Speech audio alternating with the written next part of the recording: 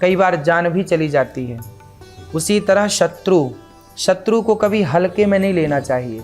रामचरितमानस में एक छोटी सी कथा है, आपको सुना दूं कि एक प्रताप भानु नाम के एक राजा थे।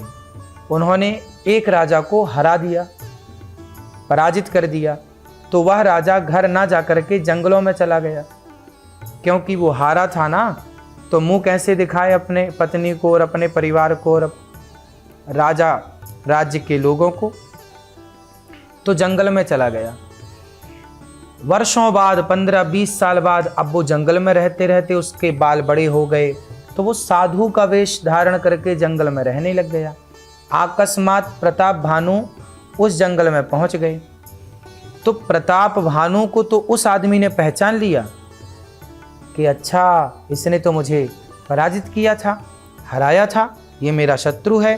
पर प्रताप भानु को लगा कि जंगल में कोई साधु है, तो साधु को अपना हितैषी मान लिया।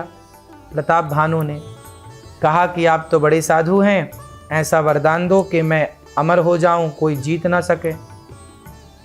तो उसको तो पता था कि ये मेरा शत्रु है। फिर उसने प्रताप भानु को बड़ी क्षति पहुंचाई। प्रताप भानु को छल से श्राप दिलवा दिया, और वही प्रताप भानु श्राप के कारण बाद में रावण जैसा पापी रावण का अवतार लेकर के उन्हें आना पड़ा।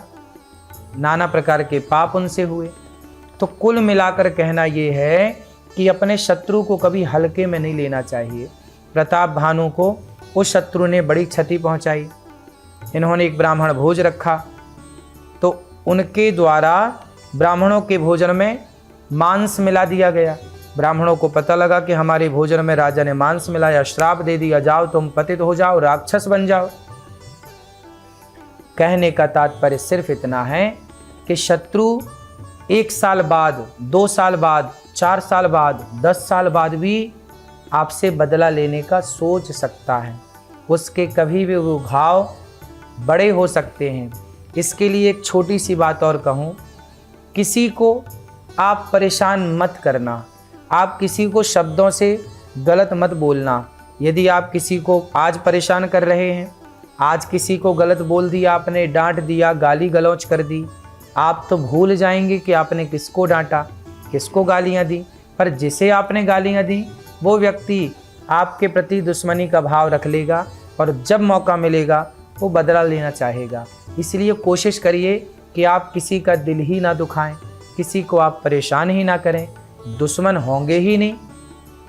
अगर आपके शत्रु आपको परेशान करते हैं तो आप लाल कपड़े पहनकर, लाल आसन पर बैठकर माँ काली के सामने दीपक जला करके गुग्गल की धूप जलाएं, माँ को प्रसाद में पेड़े और लौंग चढ़ाएं। ओम क्रीम कालिकायै नमः।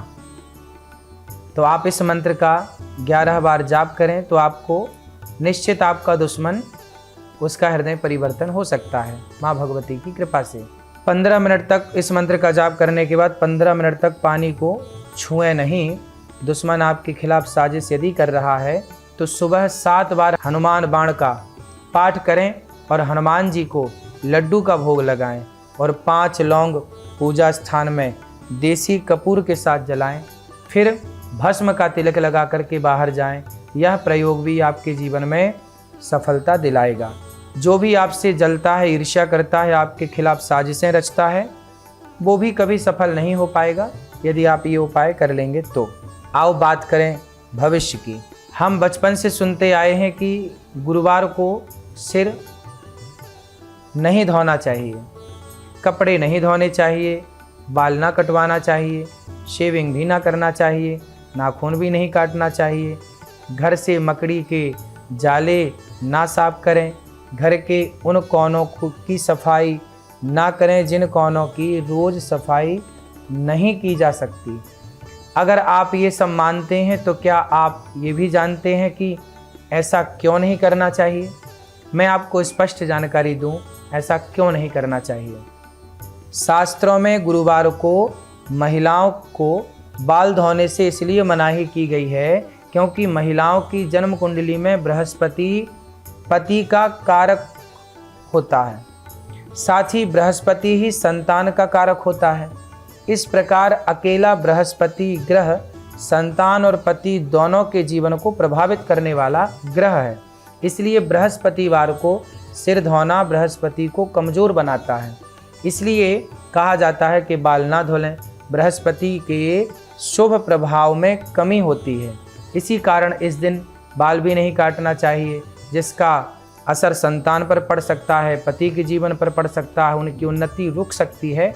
इसलिए शास्त्रों ने कहा कि आप इस दिन ये काम ना करें। शास्त्रों में गुरु ग्रह को जीव कहा गया है। जीव मतलब जीवन, जीवन मतलब आयु। गुरु को नेल कटिंग, शेविंग करना, गुरु ग्रह को कमज़ोर करना है। इसलिए जीवन में शांति बनी रहे, आनंद बना रहे, इसलिए गुरु को मजबूत करने के लिए उस दिन हम भगवान की पूजा करें, गुरुजनों से आशीर्वाद लें, उससे उम्र बढ़ती है।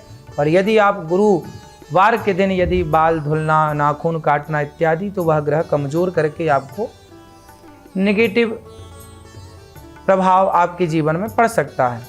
जिस तरह से बृहस्पति का प्रभाव शरीर पर रहता है, उसी तरह से घर पर भी बृहस्पति का प्रभाव रहता है। उतना ही अधिक गहरा प्रभाव जीवन में और आपके वास्तु घर में भी होता है। ईशान कोण का स्वामी गुरु होता है। ईशान कोण का संबंध परिवार के नन्हे सदस्यों यानी बच्चों से होता है। ईशान कोण धर्म और शिक्षा की दिशा है। बच्चे इस दिशा में बैठ के पढ़ें, ईशान कोण में मंदिर हो तो अच्छा है। ईशान कोण में कबाड़ नहीं होना चाहिए, भारी चीज़ें नहीं होनी चाहिए, ये कोण खाली होना चाहिए। पूरब और उत्तर के कोने को ईशान कोण कहते हैं। यदि आपका ईशान कोण अच्छा है तो आपके घर में पॉजिटिविटी बढ़ेगी।